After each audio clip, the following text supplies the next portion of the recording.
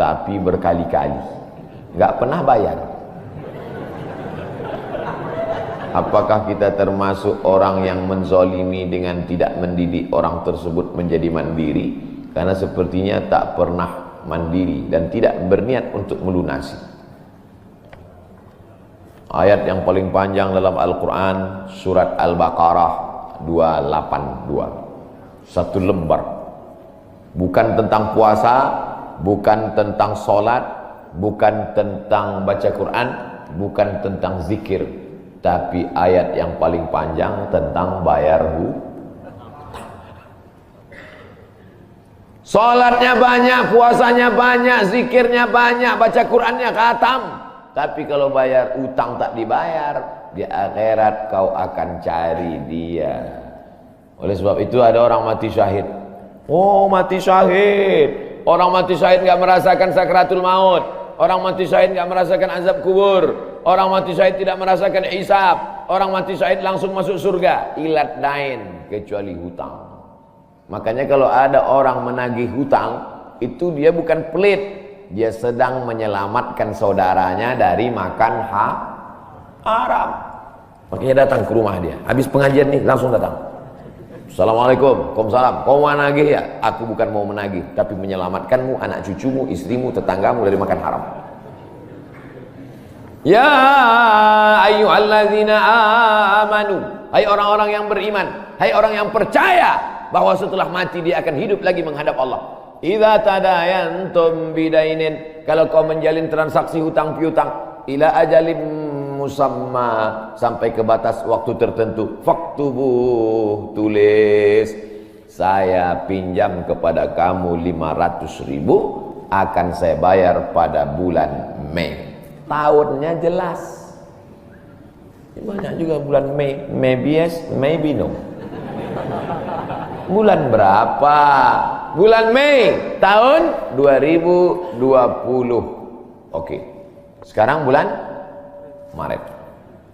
Maret. April 1 Mei 2020 datang tagih. Kapan kau bayar?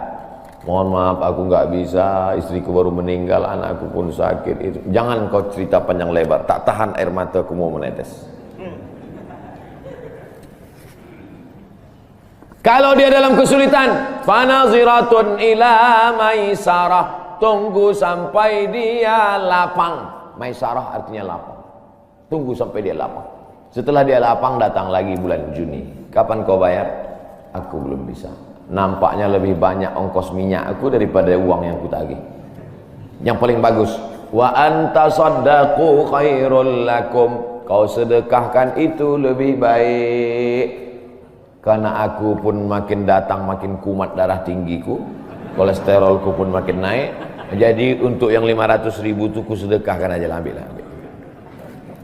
Tapi yang menghafal ayat ini yang ngasih pinjaman, bukan yang minjam. Sekarang banyak salah hafal, yang minjam pula yang hafal. Begitu kita tagih, kapan kau bayar? Wa anta saddaqu khairul lakum, kau sedekahkan itu lebih baik. Itu ayat aku. Ayat kau 8282. Banyak sekarang orang salah hafal ayat. Jadi dalam Islam hutang piutang adalah ajaran tolong menolong, tertulis dalam Quran. Namanya fikih muamalah. Ada fikih ibadah, sholat, zakat, puasa. Ada fikih jihad, jihad fisabilillah. Ada namanya fikih muamalat. Hutang piutang, gadai menggadai, pinjam meminjam, murabahah, mudharabah, bagi hasil. Maka hutang piutang ini cara tolong menolong. Jangan sampai dihilangkan. Tapi kalau tidak mendidik, maka Islam bukan agama yang memanjakan orang. Ada anak yang kurang ajar kepada orang tuanya. Bagaimana caranya berbakti kepada orang tua yang telah wafat? Apakah anak ini masih dapat ampunan Allah Subhanahu wa ta'ala? Datanglah seorang bapak mengadu kepada Umar bin Khattab. Assalamualaikum Khalifah Amirul Mukminin Umar bin Khattab. Waalaikumsalam.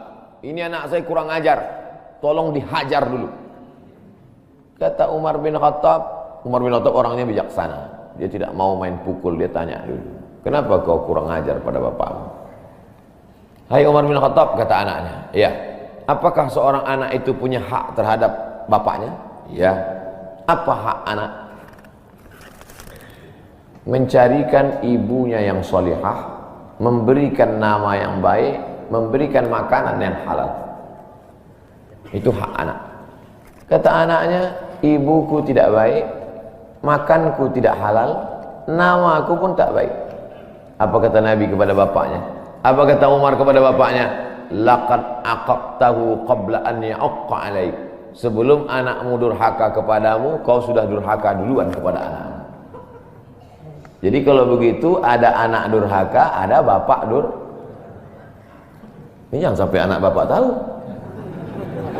Nanti dia pulang, anak durhaka kok. Dia senyum, kau bapak durhaka. Ibunya tak baik, namanya tak baik, makannya tak baik. Kasih dia nama yang baik, kasih dia makan yang halal.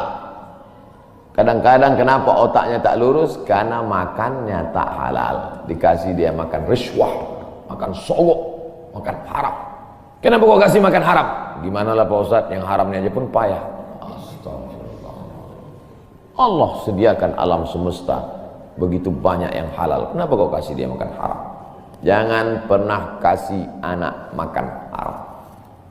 Pesan kakek saya, datuk saya, kalau bahasa kampungnya grandfather. Cucuku 40 orang, yang satu ini jangan sekolah umum. Maksudnya saya tak dikasih sekolah umum, maka saya tak pernah sekolah umum. Sekolah ibtidaiyah, sanawiyah, aliyah, al-azhar, Maroko, Sudan. Tak pernah sekolah umum. Cucuku yang ini jangan sekolah umum, jangan kasih makan haram, nanti otaknya gelap. Cucuku yang ini jangan kalian kasih makan haram, nanti otaknya gelap. Pesan itu disampaikan almarhumah mak saya ke saya. Kau pun nanti anak kau jangan kau kasih makan haram, nanti otaknya gelap. Kalau sudah otak gelap, tak bisa membedakan mana tiang, mana orang. Sifatnya kembali gitu. Nah, jangan sampai anak kita durhaka gara-gara kita bapak yang durhaka. Kalau anak sudah durhaka, meninggal orang tuanya, setelah itu dia bertobat, bagaimana cara minta ampunnya? Maka dia bersedekah. Mana dalilnya? Seorang sahabat datang menjumpai Nabi. Ummi matat. Ibu saya sudah meninggal. Apa atasaddaqu anha? Kalau saya bersedekah, apakah pahalanya sampai kepada almarhumah ibu saya? Kata Nabi, tasaddaq, bersedekahlah. Sedekahmu sampai. Maka wahai anak-anak durhaka yang sudah mati ibu dan bapakmu, maka datang kau habis pengajian ini langsung ke tempat anak yatim, panti jompo, sekolah-sekolah, pondok pesantren. Tanya Pak Kiai, Pak Kiai, apa yang kurang di pesantren ini? WC. Karena pesantren santrinya 1000, WC-nya 2. Bayangkan panjang antriannya. Berapa yang keluar dalam celana? Saya bangunkan WC, pahalanya mengalir untuk almarhumah. Maka pagi, petang, siang, malam mengalir pahalanya. Sedekah. Ayu sedekatu afdal. Apa sedekah yang paling afdal? Saqiyul ma', memberi air minum. Sedekah yang paling afdal, kasih air minum. Saya ceramah di Banjarmasin, di depan rumah seorang pejabat. Itu ada kulkas tapi nggak sampai beku, freezer. Setiap dipencet keluar air dingin. Gelasnya dikasih pakai rantai besi, takut dilarikan tukang ambil aluminium. Buat wakaf untuk almarhumah. Itu bagus kan. Saya ceramah di Malaysia, di pintu masjid itu ada kotak box. Kalau kita ambil satu botol, keluar botol baru. Ambil satu botol, keluar botol baru. Wakaf untuk, itu bagus, sedekah. Jangan sedekah teh botol, nanti dia kena diabetes. Air putih, ini bagus, mengalir. Sedekah sumur bor, pergi ke masjid, putar keran nggak ada air, tanya pengurus masjid, Pak pengurus, ya, mana sumur bor? Nggak ada, saya buatkan. Langsung bunyi.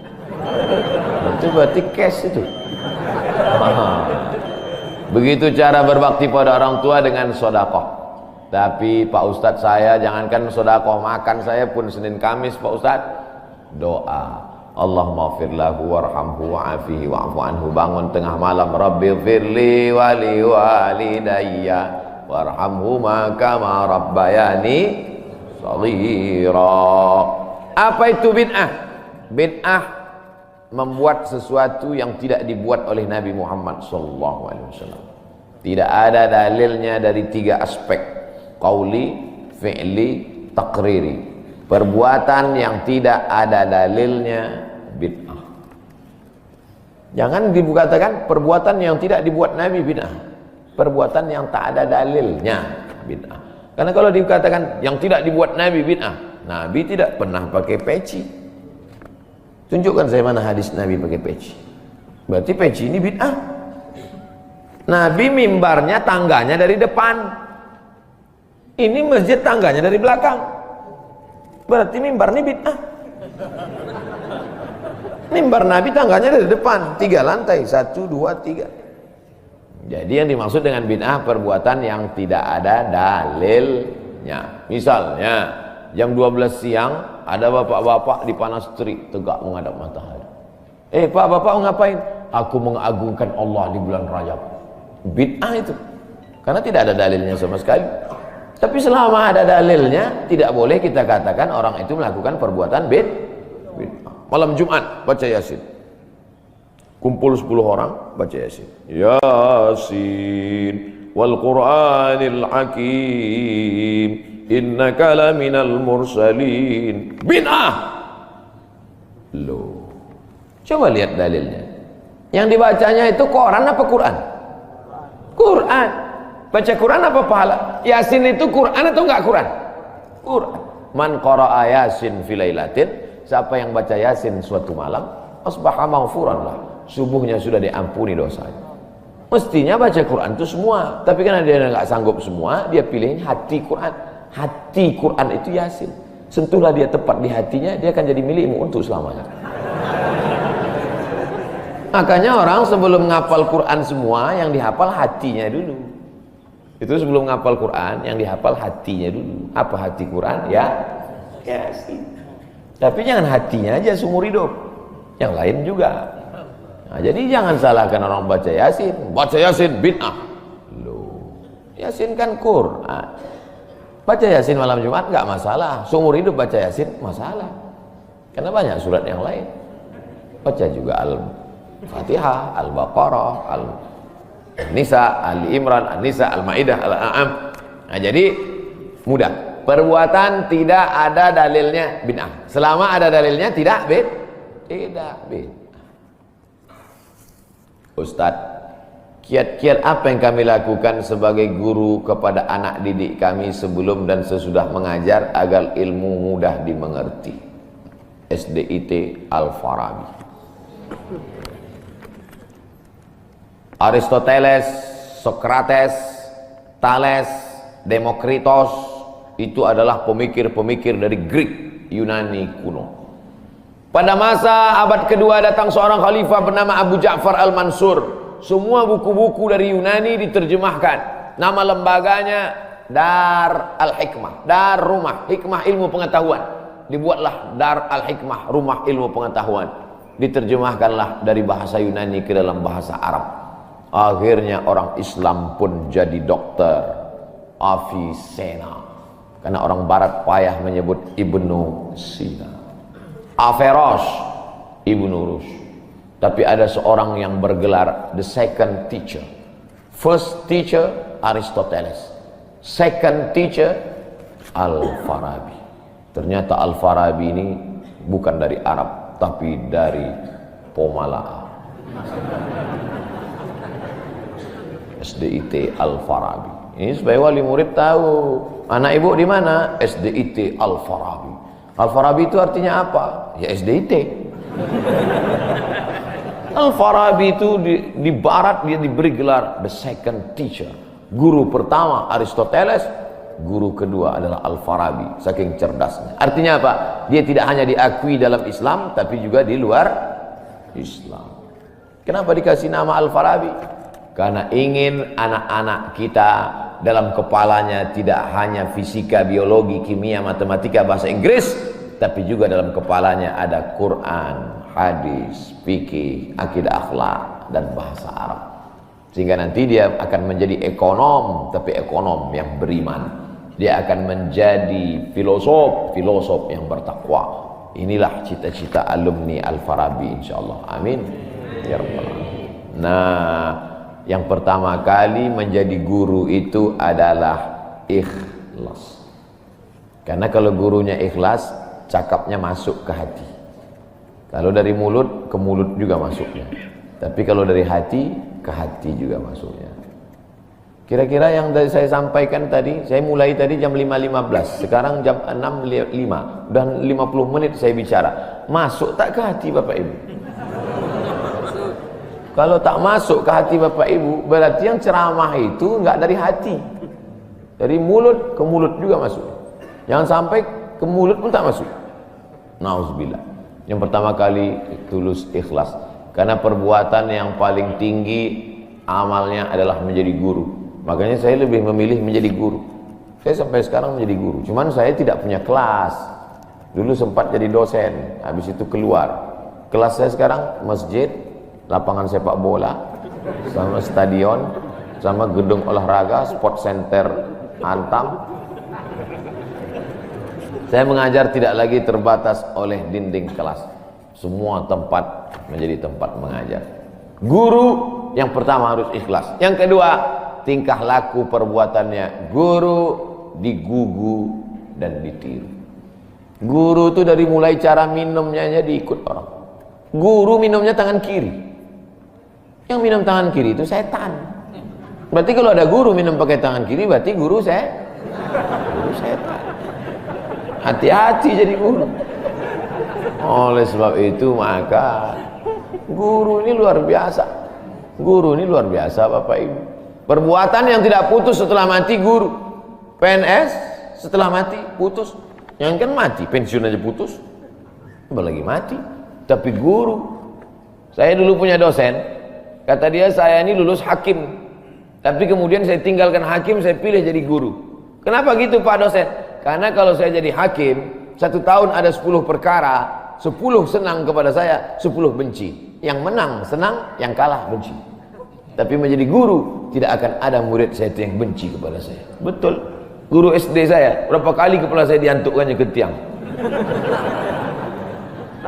Asal pelajaran saya nggak dapat, diantuk. Begitu reuni, saya cium tangannya. Saya nggak sakit hati, ingat aja dikit. Datang saya belikan hadiah, saya cium tangannya, meleleh air mata saya. Betul, menjadi guru itu adalah nikmat. Maka saya pilih jadi guru. Guru nggak ada pensiunnya. Saya sampai mati saya tetap menjadi guru. Oleh sebab itu maka guru ini luar biasa. Guru pahlawan tanpa tanda jasa. Oleh sebab itu menjadi guru. Oh, tapi jangan gara-gara ini semua pegawai Antam keluar mau jadi guru. Memang ibu bukan guru, tapi ibu menjadi guru bagi anak-anak ibu.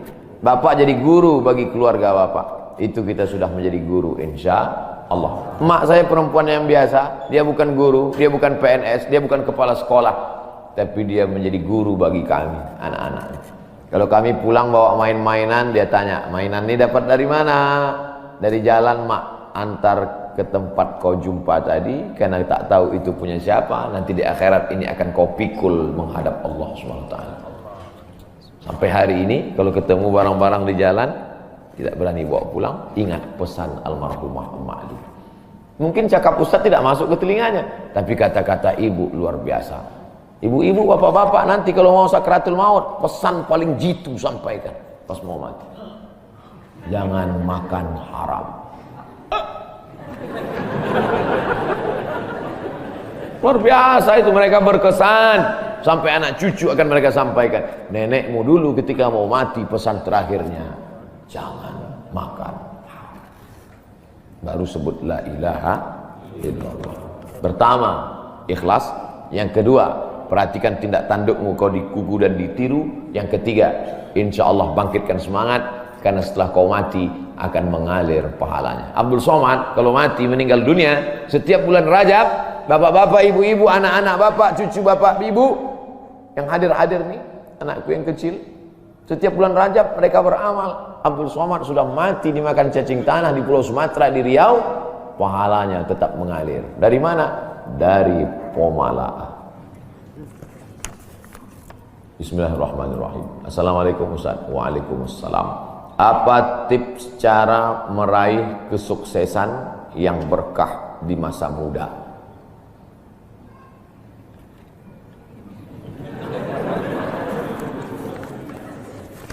Saya tidak pernah bercita-cita menjadi apapun. Cita-cita saya dulu cuma satu, bagaimana membahagiakan orang tua. Itu saja. Ya Allah, aku sekolah, tak tahu dulu pulang mau jadi apa, yang penting bisa membahagiakan orang tua. Itu saja. Jadi setelah itu sampai, ya sudah, bisa menyenangkan hati orang tua, bisa, itu saja. Maka selalu saya sampaikan di kampus-kampus kepada mahasiswa, kalian kalau belum bisa membahagiakan orang tua, jangan menyusahkan orang tua. Ini kadang baru ngelihat namanya aja di HP dah kumat darah tinggi emaknya. Kalau belum bisa membahagiakan dia, jangan menyusahkan dia. Maka saya di Mesir 4 tahun tak pernah saya minta duit. Tiba-tiba udah sampai ke Mekah. Mak, aku udah di Mekah. Dari mana kau dapat ongkos? Ada tabunganku sikit-sikit. Pergi ke Mekah, kerja, pulang, bayar hutang. Jangan pernah menyusahkan orang tua. Oleh sebab itu cita-citanya yang pertama mencari ridha Allah. Ridha Allah fi ridhal walidain wa sukhutullah fi sukhutil walidain. Pulang saya ke kampung, saya mau beli tanah berapa meter, ternak lele, tanam cabai, daun ubi, malam mengajar ngaji. Cita-cita saya kecil aja. Tak ada cita-cita mau jadi ustadz viral disambut di airport, tak ada. Terus kata mak saya, masa kau S2 tinggal di kampung, pergilah ke kota. Akhirnya saya menghonor jadi dosen, siang jadi dosen, malam ceramah di masjid, direkam, diupload, khutbah diupload, like and share, akhirnya viral. Diusir beberapa kali, makin viral. Dibully, makin viral. Akhirnya yang membuli saya taubat sekarang. Ini orang makin dibully, makin viral. Udah kita diamin aja lah. Itu semua itu kerja kita atau kerja Allah? Kerja Allah. Kerjakan kerja kita, urusan Allah, biar Allah yang ngurus. Kita hidup ini sama macam bawa pancing. Kita tugas kita ambil bambu, pasang kail, cari cacing, letakkan. Masalah ikannya datang tak datang itu urusan Allah. Ini kadang banyak orang ngurus urusan Allah yang dia urus. Urusan Allah yang kau urus. Kata Allah, yang mendatangkan ikan ini urusan aku. 10 pancing pasang, itu urusan kita. Tarik pancing 1, cacingnya hilang. Cari pancing 1, kailnya hilang. Cari pancing 1, talinya hilang. Yang ke-10, bambunya hilang. Marahkah kita? Tidak. Karena urusan kita sudah selesai. Serahkan urusan Allah. Pulang ke rumah, rupanya Allah mau kasih kita bukan ikan mentah, tapi ikan masak. Banyak orang terlalu berpikir hidup ini kau buat saja urusanmu, urusan Allah. Urusanmu berangkat dari rumah kerja, masalah hasilnya urusan Allah. Berapa banyak orang bekerja tapi tak dapat apa-apa. Betul? Kalau sudah rezeki tak kemana. Tapi jangan gara-gara ini lalu bapak enggak kerja. Dibangunkan ibu besok pagi, bang, abang enggak kerja, masuk kantor. Urusan Allah. Kalau ada suami ibu seperti itu, ibu jangan marah, biarkan aja. Nanti jam 12 dia bangun, dia lapar, dia tengok, mana makanan? Ibu jawab, urusan Allah. Harus ada usaha dan ikhtiar. Pertama, niat cari ridha Allah. Kedua, senangkan orang tua. Ketiga, berusaha. Setelah itu, tawakal Allah. Hidup jangan susah. Hidup sudah susah, jangan bikin susah. Hidup sudah pahit, jangan minum kopi pahit. Apa hukumnya suami menyembunyikan uang dari istri?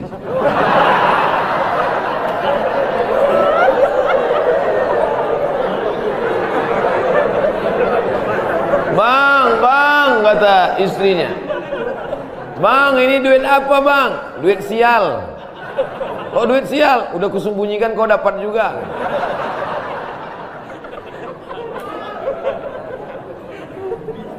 Bapak menikah sama ibu, ibu menikah sama bapak. Apakah hartanya jadi satu atau harta masing-masing?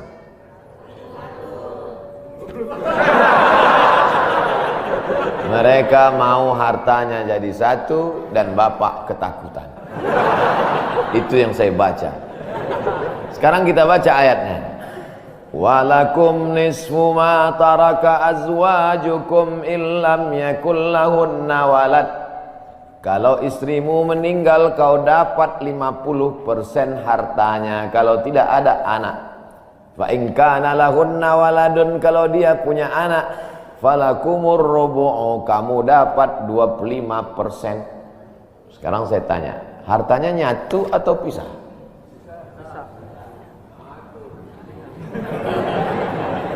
Memang kalau belum sarapan susah nangkap. Saya ulang sekali lagi. Walakum nisfu ma taraka azwajukum. Hai para suami, kamu dapat setengah harta istrimu kalau tidak ada anak. Fa in kana lahunna waladun, kalau ada anak kamu dapat 1/4. Artinya hartanya misah. Harta bapak beda, harta ibu beda. Ibu kerja, punya kebun, punya tanah, punya speedboat, itu harta dia. Bapak punya usaha, harta bapak. Meninggal ibu, 50% untuk bapak. Apa beda harta ibu dengan harta bapak? Di dalam harta bapak ada hak ibu, dalam harta ibu tidak ada hak bapak. Takbir. Saya ulang sekali lagi.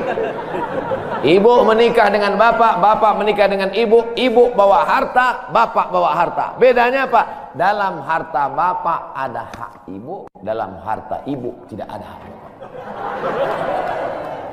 Kenapa dalam harta bapak ada hak ibu? Karena bapak wajib memberi nafkah. Kewajiban bapak 5. Pertama, kasih makan. Kedua, kasih pakaian. Ketiga, kasih tempat tinggal. Keempat, kasih pendidikan. Kelima, kasih perhatian. Lebih dari yang ini, itu bukan milik mereka lagi.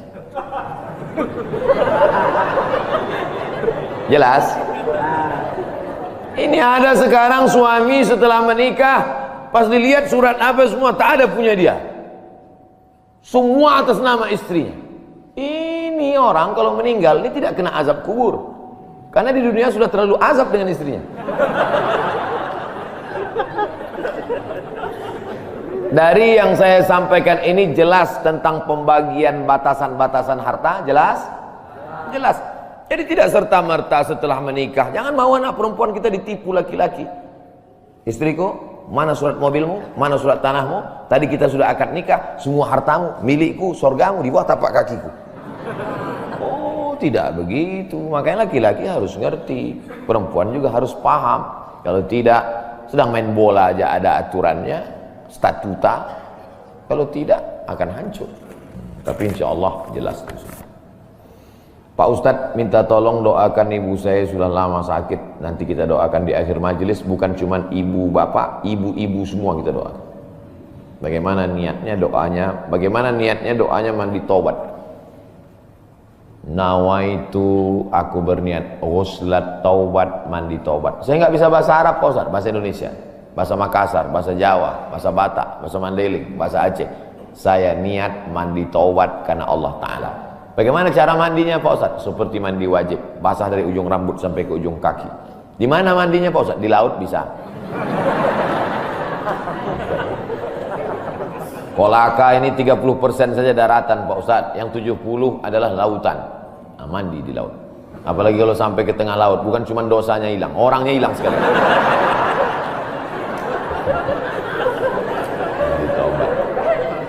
Setelah mandi taubat, solat sunat taubat, usolli sunnatat taubat raka'ataini lillahi ta'ala. Ayatnya bebas. Ayat apa yang paling panjang? Hafal kau amma yatasaalun? Tidak. Wadduha tidak. Kulhu hafal, baca kulhu. Di sujud terakhir banyak berdoa. Berapa kali sholat sunat taubat sehari? Sebanyak-banyaknya. Kami dulu dipesankan guru kami, pagi sholat sunat taubat, siang sholat sunat taubat, petang sholat sunat taubat, sebanyak-banyaknya sholat sunat taubat, sholat sunat taubat, sholat sunat taubat, sholat sunat taubat. Usolli sunat taubat raka'atain lillahi ta'ala.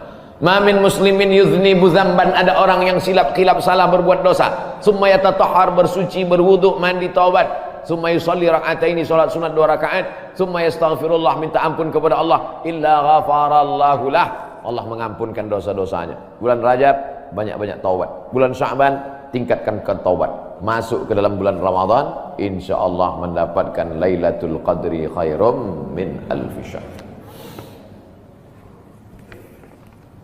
Semoga Ustaz senantiasa diberikan Allah kesehatan. Amin. Saya dari Medan. Ada juga orang kampung saya di sini.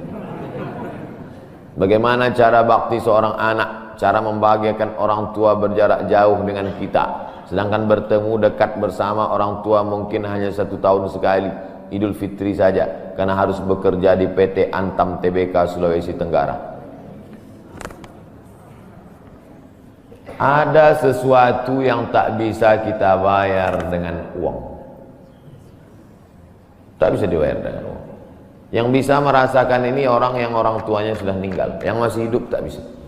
Lam ya'rif man lam yadhuq, yang tak pernah merasakannya tak bisa menceritakannya. Karena tak bisa dirasakan.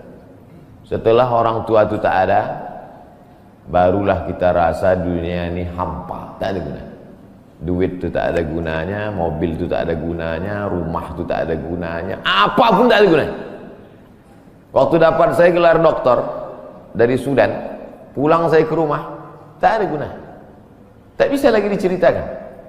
Dulu apapun yang dapat diceritakan, mak, aku dapat sorban dari mak, aku dapat peci. Setelah pulang dari Brunei, dapat gelar visiting profesor di Universitas Islam Sultan Syarif Ali. Tak ada gunanya, hampa. Paling-paling ditulis di baleho aja, profesor, dokter. Untuk menunjukkan bahwa kita bukan ustaz kaleng-kaleng.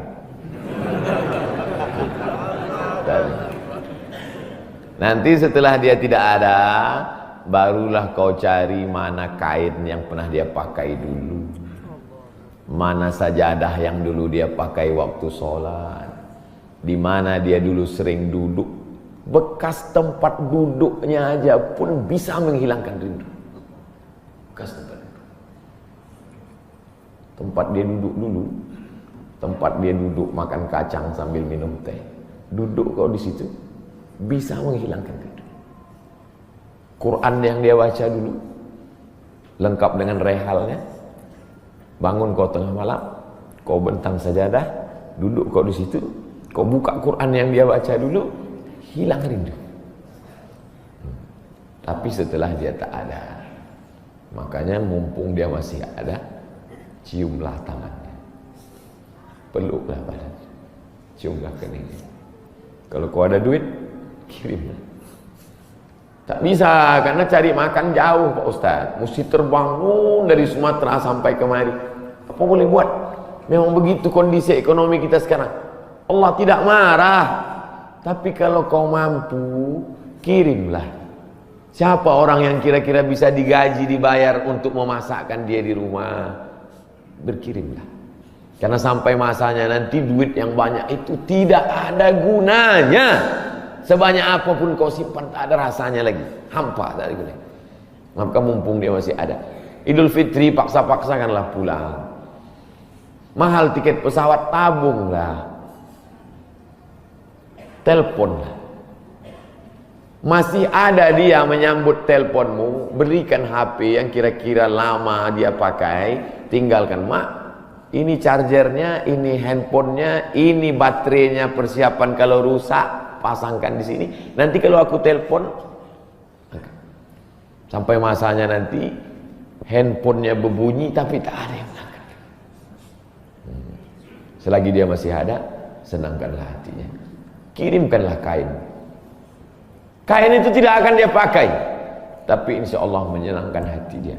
Ketika hatinya lapang, lapang rezeki. Ketika hatinya senang, senang hidup. Tapi kalau sudah hatinya sempit, meleleh air matanya, rindu karena tak pernah kau telepon, disitulah awal azab Allah datang. Kau akan berenang dalam kesengsaraan. Mudah-mudahan Allah mengampuni dosa kita semua, dosa ibu bapa. Ala hazihi niyah al-Fatihah. A'udzubillahi minasyaitonir rajim. Bismillah. Alhamdulillah rabbil alamin. Ar-Rahmanir Rahim. Maliki yaumiddin. Iyyaka na'budu wa iyyaka nasta'in. Ihdinas siratal mustaqim. Shiratal ladzina an'amta 'alaihim ghairil maghdubi 'alaihim waladdallin. Amin. Rabbana ighfir lana dzunubana, ampunkan dosa kami ya Allah. Wali abaina, ayah kami ya Allah. Melepuh kulitnya untuk menyekolahkan kami, tak dapat kami balas budi baiknya ya Allah. Wali ummahatina, ummah kami, 9 bulan 10 hari kami dikandungnya, 2 tahun kami disusukannya, mengalir darahnya dalam badan kami, tak dapat kami balas. Tak dapat kami balas kebaikannya, sekali teriakannya saat mengeluarkan kami ke alam yang fana ini, tak dapat kami balas kebaikannya ya Allah. Kalau dia masih hidup, sahih jasadaha, sehatkan badannya, qawi imanaha, kuatkan imannya, ar-rahmazuk hal istiqamata, berikan dia istiqamah dalam iman dan Islam. Kalau dia sudah meninggal dunia, lapangkan kuburnya ya Allah. Nawwir qabraha, terangkan makamnya ya Allah. Allahumma ja'al qabraha radatan min riyadil jinan, jadikan kuburnya salah satu dari taman-taman surga. La taj'al qabraha hufratan min hufarin niran, jangan jadikan kuburnya salah satu dari lubang neraka ya Allah. Allahumma ja'al abana'ana barina liwalidiha, jadikan anak-anak kami anak-anak yang berbakti kepada orang tua. Allahumma hafazhum min kulli su' wa syarr, jaga anak-anak kami dari segala perbuatan maksiat dan dosa ya Allah. Rabbana zalamna anfusana, kami sudah banyak buat silap salah dan dosa. Wa illam taghfir lana, kalau kau tidak mengampuni dosa kami, wa tarhamna, kalau kau tidak merahmati kami, lanakunanna minal khasirin, sudah lama kami jadi orang-orang yang rugi. Allahumma ja'alna minat tawabin, jadikan kami orang yang bertaubat di bulan mulia ini ya Allah. Wa ja'alna minal mutatahhirin, jadikan kami orang yang mensucikan hati. Wa ja'alna min ibadikas salihin, jadikan kami hamba-hambamu yang saleh. Allahumma ja'al akhira kalamina inda intihai ajalina, kalau ajal kami sampai, malaikat maut tiba mencabut nyawa kami, jadikanlah yang terakhir keluar dari mulut kami la ilaha illallah Muhammadur Rasulullah SAW, kalimatu haqqin 'alaiha nahya, dengan itu kami hidup, wa 'alaiha namutu, dengan itu kami mati, wa biha nub'atsu, dengan itu kami nanti akan dibangkitkan di padang mahsyar. Rabbana atina fid dunya hasanah wa fil akhirati hasanah wa qina adzabannar. Wa sallallahu ala sayyidina wa maulana Muhammad wa ala alihi wa sahbihi wa sallam, walhamdulillahi rabbil alamin. Taqabbalallahu minkum.